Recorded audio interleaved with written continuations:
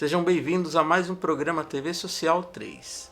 Não se esqueça de acionar o sininho para futuras notificações e se inscrever em nosso canal para ajudar no nosso crescimento. Hoje vamos receber uma instituição que tem laborado durante 10 anos para ajudar pessoas a construírem um sonho.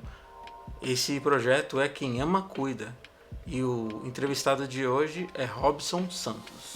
Olá, boa tarde, meu nome é Robson, sou presidente do Quem Ama Cuida. Estou aqui hoje com meu amigo Wagner e Márcio, do TV Social 3. Agradeço de antemão aí o convite, meu irmão, de poder dar voz às questões sociais da nossa cidade. Robson, seja bem-vindo. É muito bom receber você aqui. Eu já quero que você fale pra gente um pouquinho sobre o Quem Ama Cuida, como surgiu e qual a finalidade dessa ONG. Tá ótimo. Quem Ama Cuida surgiu em meados de 1997, na verdade, com o nome de Mundo Melhor. Um projeto criado através de amigos, né? Nós viemos aí de comunidades, onde a realidade da necessidade ela é constante. Esgoto, céu aberto, fome, falta de estudo, entre outros. E aí os amigos se juntavam naquela época, em 1997, onde eu tinha lá meus 18 anos mais ou menos, e a gente se juntava e saía pegando 1 quilo de arroz na casa de um, 1 quilo de arroz na casa de outro, né? E a nossa ideia era ajudar as pessoas que estavam necessitadas naquele primeiro momento. Depois de alguns anos, aí posso te dizer aí uns 15 anos, nós formalizamos o Quem Ama Cuida através de um instituto, onde fomos atrás de CNPJ, local, para que pudéssemos de uma forma mais profissional apresentar uma solução social. Certo. E quantas pessoas atende mensalmente o Quem Ama Cuida? Meu irmão, hoje nós estamos até com uma campanha, né? Hashtag Fome Não. É uma das campanhas que a gente está soltando agora no Natal, que o nosso intuito é fazer arrecadação de recursos e alimentos para que a gente possa ajudar aí, em média 2 a 3 mil famílias. Isso na região do ABC. Quando a gente fala quantos ajuda, fica até complexo falar, porque hoje nós já estamos com uma campanha de mais de 10 mil famílias atendidas. Porque o Quem Ama Cuida ele não é só uma instituição social voltada para alimento ou assistencialismo efetivamente. Então hoje nós temos braços junto a faculdades, hoje junto a clínicas, junto a cabeleireiros, entre outras utilidades públicas. Então a nossa ideia é criar um ambiente e, na verdade, proporcionar uma condição para que as pessoas possam ter acesso à informação, de um modo geral. Hoje existe um slogan, a favela venceu. Com você a favela venceu? Que pena que não, meu irmão. Que pena que não. Eu não falo isso com orgulho, eu falo com muita tristeza. Como que a favela vai vencer, meu irmão, se muitas das vezes as próprias pessoas que vivem nela não se ajudam? Eu sou oriundo de uma delas, uma das maiores da nossa cidade, né? E muitas das vezes eu não sou exemplo. Como que a favela vai vencer se, infelizmente, a gente muitas das vezes investe nas drogas, mas não investe na educação? Como que a favela vai vencer se ao investir na educação eu invisto em bebida? Como que a favela vai vencer se ainda continua tendo furtos de pessoas que são da mesma região? Não que haja ou deva haver furto em outro local, roubo. Eu digo ajudar. Então o senso, na verdade, social, ele existe. Nota que recentemente eu li uma pesquisa que dentro desse momento da pandemia, quem mais ajudou foi o pobre. Então isso nos dá força para as pessoas que atuam no social para, na verdade, continuar. Porque somos nós por nós mesmos, né? Às vezes a gente fica aguardando aí um apoio de um governo, seja do estado, municipal, federal, ele não há. Então, infelizmente, eu não consigo ver essa fala da favela venceu. A favela vai vencer, meu irmão, quando ela souber do direito, mas também do dever dela. E aí eu falo de um modo geral, o ser humano. A filantropia existe? Meu irmão, palavra estranha essa que você criou, mas existe. Existe. Quando eu cito assim filantropia, claro que é um termo jocoso, mas eu falo de pessoas que tiram proveito de uma instituição, ou que faz uma instituição de fachada para lavar dinheiro, ou para tirar proveito de quem quer que seja. Com certeza, meu irmão, e é muito triste falar sobre isso, sabe? Porque isso, no âmbito geral do social, tem muitas instituições muito sérias que alcançam vidas, assim como as nossas. Como a nossa ideia é alcançar vidas, de algum modo, proporcionar alguma oportunidade. Por outro lado, a gente sabe que existem instituições que nem existem. É só um documento para arrecadar um determinado recurso, para viabilizar algum projeto, ou seja, pessoal, ou até propriamente dito político. A instituição, o terceiro setor, ou não falar de um modo geral, o terceiro setor, ele tem algo ruim no sentido de ser visto nas épocas políticas como o cara que consegue angariar fundos. Ele angaria esse fundo, ele consegue reter esse recurso por ser uma instituição do terceiro setor, mas o fim daquele recurso não é o social. E essa é a nossa tristeza. Muitos políticos se aproveitam, ou na verdade até fomentam a abertura de algumas instituições, mas com outro intuito, não de alcançar as vidas, mas de fazer acesso àqueles recursos que vêm, que muitas das vezes deveria ir para a educação, para a ressocialização, e aí investem em campanhas, entre outras coisas. É um pouco triste isso falar, mas é uma realidade que acontece no meio, sim. Agora, falando como educador, você acha que a meritocracia existe para pessoas de comunidade, de baixa renda? É justo? Meritocracia. Você sabe que eu sou a favor dessa fala, porque quando a gente fala assim, meritocracia, ou seja, é metodologia por algo que eu corri para ter. Só que quando eu crio uma meritocracia, irmão, para tudo, ou generalizo, eu não acho ela efetiva. É justo que você entre numa universidade federal se você merecer. É justo que você obtenha um determinado recurso se você fizer por merecer. Então eu acredito muito na fala meritocracia. Eu não acredito na generalização dela. Ou tudo deve ter mérito. Tem coisa que é direito. Saúde, a educação, ela é direito. Então eu não preciso fazer mérito para ter uma educação adequada. Eu não preciso fazer mérito para ter uma saúde adequada. Eu não preciso fazer mérito para ter direito à renda. Né? Recentemente nós vivemos uma pandemia, estamos vivendo ela ainda. O governo, nota que o governo está tendo agora algumas repercussões, que o governo pós-carnaval fechou São Paulo. Ok, concordo. Mas colocar as pessoas em quatro paredes não foi a solução. As pessoas precisam comer, precisam beber, precisam estudar. E eu não vi isso com bons olhos no sentido que só trancou, não deu opção. Eu vi e me encontrei com vários pais de família, meu irmão, chorando desesperado. E isso a gente está até num tema que não é um tema saudável de falar, que é o suicídio. Quantas pessoas não estão doentes mentalmente falando? Porque seu filho pediu um alimento, ele não teve. Ele não podia nem ir à rua trabalhar. Então hoje já estamos falando novamente de um carnaval no próximo ano, onde já existe uma luz amarela ou vermelha fora do nosso país dizendo que tem uma quarta onda vindo. Por outro lado, nós estamos também vendo alguns governantes, que são pessoas ponderadas, que estão cancelando o carnaval. Aí eu pergunto pra você, meu irmão, é justo? Qual é o preço de fato de uma vida? É o dinheiro?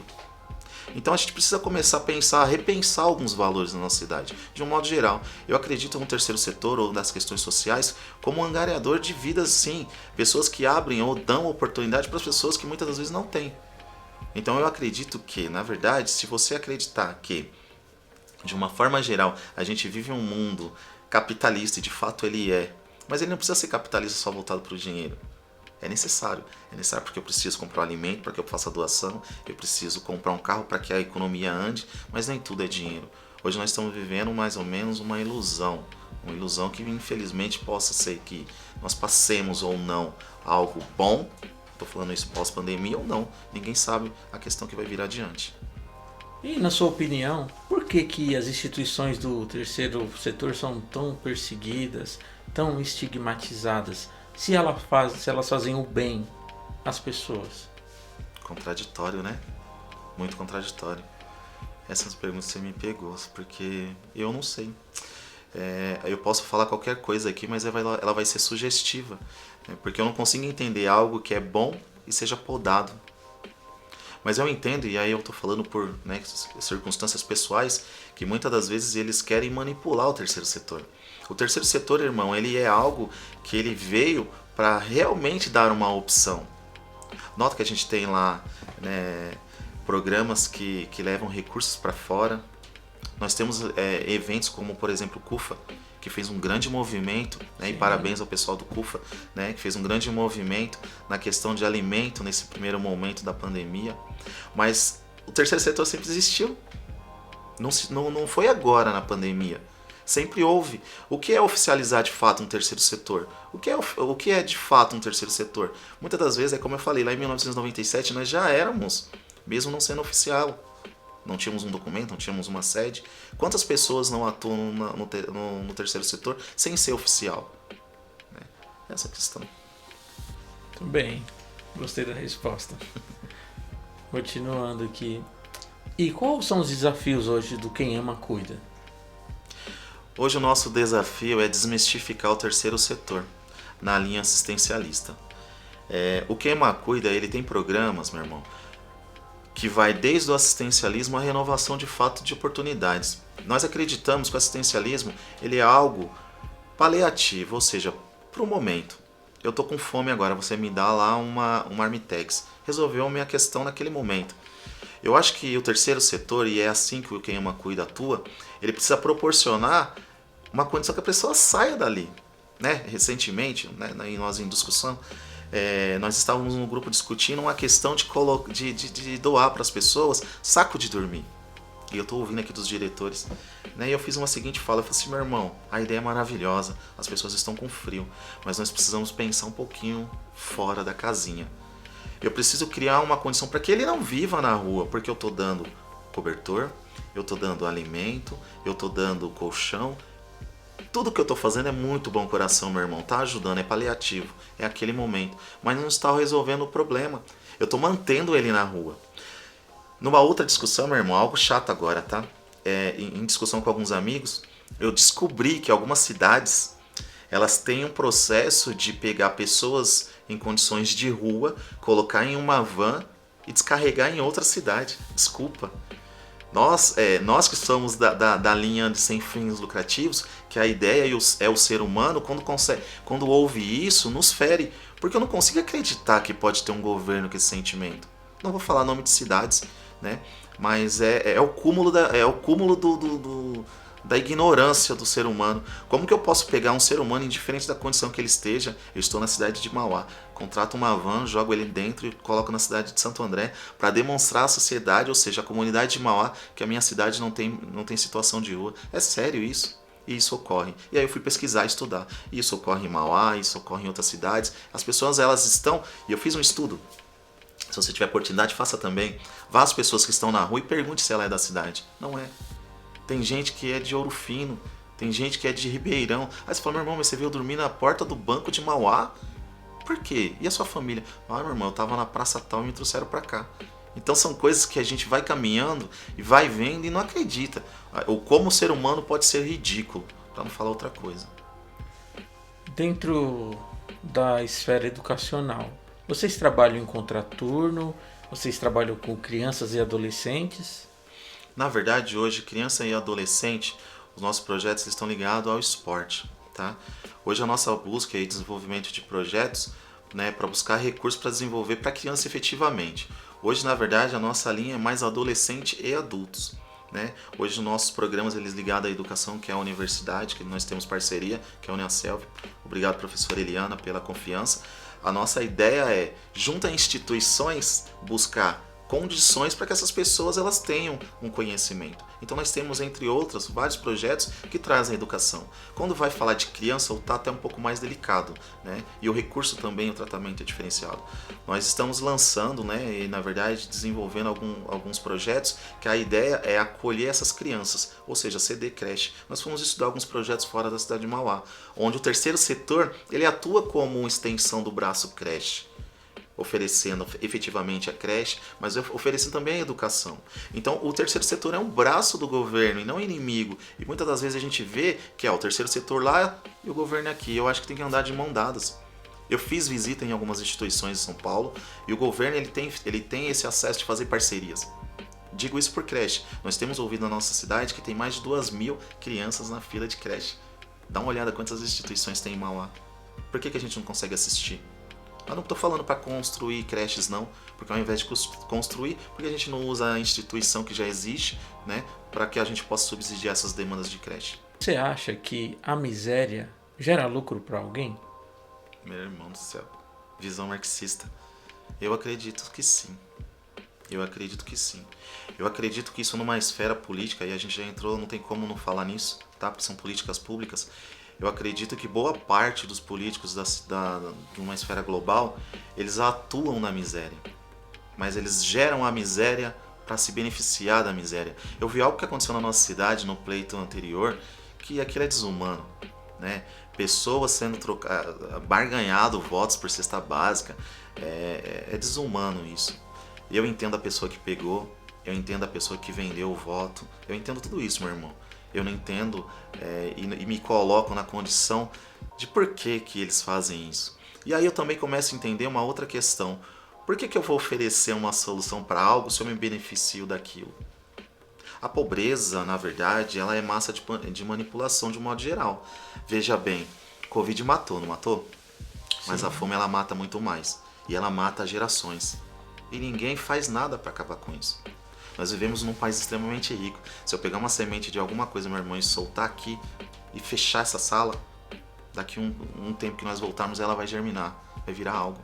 Então nós vivemos num país extremamente abençoado. Eu não consigo entender por que a fome. Não há uma política efetivamente, não efetivamente, uma política efetiva do combate à fome. O que é o combate à fome? Poxa vida, vai lá comprar 1 quilo de arroz, o pacote está 20, 30 pau. Então assim, o que é efetivamente? Nós somos o fabricante disso, nós produzimos.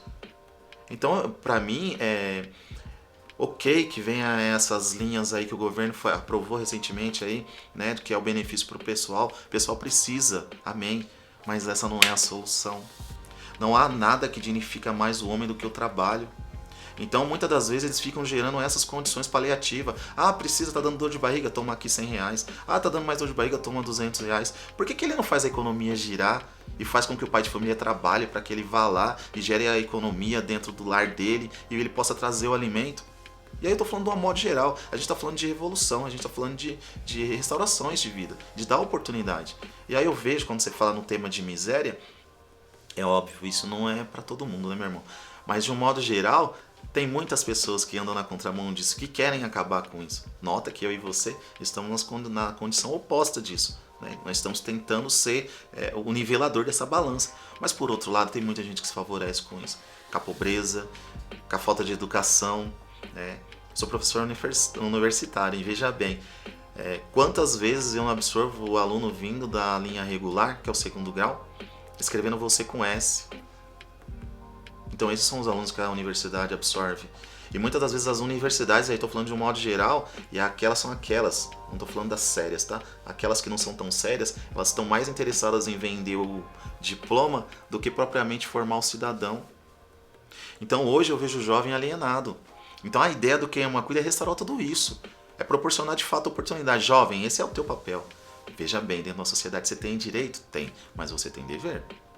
Então a gente não vive uma realidade. A gente vive, parece que é um conto de fadas, onde parece que nada vai ter consequência. Dentro da sua experiência de anos em trabalho social, você se lembra de algum momento marcante que tocou o seu coração? Meu irmão, boa parte dos momentos eles são marcantes, né? Mas eu me recordo certa vez, e isso que me motivou a seguir o caminho do terceiro setor, tá? Isso, certa vez nós estávamos lá no Jardim Oratório, eu, Miqueias, tinha mais alguns amigos lá, e aí nós fizemos a arrecadação de alimentos. E é assim, é notório que muitas vezes a gente não acredita que certas coisas acontecem ao lado. E nós começávamos a fazer isso aí, e pegou carinho e começou a fazer, mas o sentimento não era o sentimento que é hoje. E nós entramos na casa de uma pessoa para entregar alimento. Meu irmão, destrói. Sabe por que a fome me toca hoje? Porque eu tive um aperto lá atrás. Eu estava numa discussão semana passada que as pessoas só conseguem falar daquilo que sentiram. Alguém só vai falar o que é ser violentado ou sentir o que é ser violentado quem foi. Alguém só vai conseguir falar de fome quem passou. Alguém só vai conseguir falar o que é o desemprego dentro de um lar, de um pai de família, quem passou. Então, por isso que hoje o nosso tema ele é fome. A gente vai nessa linha, porque a gente acredita que tem que acabar com a fome, né? Mas a gente acredita também que só ceder não é a solução. Então, criar um mecanismo para que a pessoa possa, né, sair dessa condição. Mas voltamos lá em meados de 2000. E nós estamos fazendo nossa ação dentro da comunidade. Nota que eu morei num barraco, irmão, até eu acho que quase meus 30 anos. Onde muitas das vezes eu lembro que minha mãe ia trabalhar e meu pai, e eu não sei se você se recorda, naquela época fazia uma chuva de vento, cara. E o barraco, ele era no pé do barranco que fica nas costas pro Jardim Rosina. E eu lembro que minha irmã se pendurava eu não sei como que fala, num caibro, que ficava segurando as telhas, e eu me pendurava no outro, pro vento não levar. São coisas que vêm à tona, sabe? Não pensei Sim, nisso, mas sim. veio agora. E aí eu passo alguns anos, né? Isso sai da nossa vida, a gente consegue fazer uma casa de alvenaria. E aí começa esse projeto social, que na verdade meio desorganizado, começamos a ajudar as pessoas. E aí eu vou visitar algumas residências. E aquilo me remete a mais de 20 anos atrás de novo. Eu me vi aquele menininho que tava lá barrigudinho, de pé no chão, né, recebendo a cesta básica. Então assim, tem coisa que fere a gente. Na verdade eu costumo dizer que o social ele machuca muito. Porque tem gente que faz por vários motivos. Egocentrismo. Eu quero me prevalecer. Eu quero usar como massa de manobra política. São vários querer, né? Mas tem muita gente inclinada pelo ser humano nisso. E essas pessoas que são inclinadas pelo ser humano, elas voltam com esse jugo, né? Nota que eu fiz a minha vida, meu irmão, assim. Nós viemos de uma... Falo muito isso porque essa é a nossa realidade. Nós viemos de um cenário muito ruim. E hoje ainda esse cenário ele permanece em alguns lugares. O meu passado ainda é realidade de vários. Então hoje a minha ideia, a nossa ideia do Queima Cuida é apresentar para a pessoa que é possível ter ou ser sem fazer certas coisas. Por exemplo, é possível você ser de comunidade, ser bem sucedido sem se envolver no crime. É possível você ser de comunidade, ser bem sucedido e se formar um doutor. Por que não? É meu sonho. Miquel deve estar nos assistindo aí juntamente com o Gil, que é o presidente do Oratório. Um dos meus sonhos é levar uma universidade para dentro daquela comunidade. Mas por quê? Para quebrar um tabu, que daí só sai coisa ruim. Eu estou escrevendo um livro que o nome dele se diz assim: Do lixão também sai flor. É a minha história. Belo título. É a minha história, né? E não é falsa demagogia, porque é o que eu vivi. É aquilo que ninguém acreditava. Tá aqui hoje falando contigo, um prazer. Eu falo com muita tristeza que entre meus amigos a gente não tem 5 amigos vivos. Então o cuidado que Deus teve na nossa vida é algo que não é inexplicável. Então às vezes a gente quando está sozinho, né, fica refletindo. Por que eu, Deus? Então esse eu, Deus, essa dúvida se reflete no nosso social. Então já que o Senhor preservou, já que o Senhor nos deu condição de falar de educação, ou seja, se eu tive essa oportunidade, eu quero mostrar para quem está lá ainda que é possível. Essa é uma das nossas missões. Muito bem. E algum dia você já se levantou, olhou no espelho e falou: por hoje chega, não quero mais. Você já pensou em desistir? Várias vezes. Várias vezes. Você sabe que em meados de maio eu peguei Covid. E hoje eu sou uma pessoa bem sucedida, sabe, irmão? Eu não preciso de absolutamente nada no que diz respeito a material. Só que eu me vi numa situação onde só tinha uma cama, um sofá, e mesmo assim para caminhar de um ao outro muito difícil. Cada um tem a sua crença, é diferente disso, né? Uns são espíritas, são bandistas, outros são macumbeiros, outros... Não importa a religião, cada um, né? Eu sou cristão. Cada um se apega àquilo que acredita, eu respeito. Mas naquele momento que eu tava muito, né, balançado, eu me lembro muito bem que eu tava sentado no sofá e eu já não dormia mais na minha cama, né? Na verdade eu não dormia, eu tinha medo de dormir e não acordar. Quando eu achei que tudo tava bom, veio a falta de ar. E aí certa vez eu levanto lá do sofá com muita dificuldade, porque para fazer xixi, né, era muito difícil, porque você tem que fazer força e aí faltava ar. Então olha a situação que o ser humano fica. Eu não posso nem ir ao banheiro senão me falta ar. E eu vivi essa realidade. E aí dentro do meu quarto, muitas das vezes eu ia, e aí chega certo dia eu paro na porta do quarto e eu olho pra minha cama. E me veio um sentimento tão ruim de que se eu deitasse eu não levantaria. E aí veio o medo de dormir. E eu passei vários dias sem dormir. E um certo dia eu vou ao banheiro, cara, e eu começo a olhar pro espelho. Eu falo, não acredito que eu vou embora nessa. E nisso eu não havia comunicado para minhas filhas, não havia comunicado pro meu pai, porque perdi a minha mãe faz 3 anos. Então tá todo mundo muito ferido. Então a minha ideia era não preocupar ninguém. Engoli tudo aquilo sozinho. Quase morrendo, mas quietinho. E eu tô lá de frente do espelho, cara, e eu desabei. Porque quando você não tem nada, você faz o verdadeiro encontro. Né? E eu vivi a seguinte contradição: eu tenho um carro bom na garagem, tenho uma casa boa, tenho dinheiro, tenho não sei o que, sou uma pessoa bem sucedida, uma pessoa com boas referências e eu vou exatamente como todos. Então, assim, me trouxe me remeteu a uma outra situação. De que forma que a gente pode cooperar? A nossa vida ela é comparada, baseada na Bíblia, é comparada a uma flor, né? Vem o sol, foi. Então por que eu não posso cooperar mais? Então a nossa ideia, e quando eu volto dessa situação, eu volto com outro sentimento. Eu volto com o empurrão de Deus da cama. Todo dia eu tenho isso, sabe? Porque hoje eu tenho empresas. E muitas das vezes é muita coisa na cabeça e você, ai meu Deus, não quero levantar, não aguento mais. E aí vem um social e você carrega pra você, poxa, o cara tá sofrendo, o cara não sei o que, daí você começa a carregar aquilo pra você. Mas todos os dias Deus é na minha vida, Ele me dá um chute da cama. Todos os dias. Mesmo quando eu não quero, irmão, que eu não tenho disposição, eu levo um chute de Deus da cama. Levanta. E agradece, eu agradeço, cara, tô aqui hoje. Simples assim. Quem quiser ajudar o Quem Ama Cuida, como é que faz? Quem ama cuida, tem lá nossas redes sociais, né? @quemamacuida.sp. Entra lá, tem uns formuláriozinhos, as redes de contatos, os telefones, eu não vou me recordar aqui de cabeça. E hoje a gente conta com o apoio de doações, bem como com trabalhos voluntários. Nós estamos com um trabalho bastante interessante, que é essa campanha que nós estamos agora, que é o Natal Sem Fome. Essa é a nossa ideia. Então tá indo pra rua uma série de materiais, né, vídeo também, uma série de coisas. Nós estamos tentando mobilizar as pessoas, bem como as empresas. Estamos mandando ofício de A a Z, né, pedindo a arrecadação, para que a gente possa abençoar as pessoas no final do ano. Vai resolver o problema social? Não vai, mas é a nossa parcela. Certa vez, eu estava ouvindo a música do Michael Jackson, tá? Minhas filhas gostam muito do Michael Jackson, e eu tava ouvindo, e aí eu peguei a tradução de algumas músicas. E aí ele fala muito assim: quer mudar o mundo? Muda o cara do espelho. Então cabe a eu mudar apenas a mim. Eu não tenho poder nenhuma influência em mudar a tua vida. Então por isso que o Quem Ama Cuida, a essência é exatamente essa: proporcionar o ambiente. E cabe a você querer mudar, e não a mim. Porque conforme Michael Jackson disse, nós só temos poder para mudar a pessoa do espelho, ou seja, nós mesmos. Robson, muito obrigado por ter vindo aqui hoje. Fiquei muito feliz de conversar contigo, saber um pouquinho mais sobre Quem Ama Cuida. Também gostei muito da sua visão sobre política, sobre humanidade, sobre humanismo.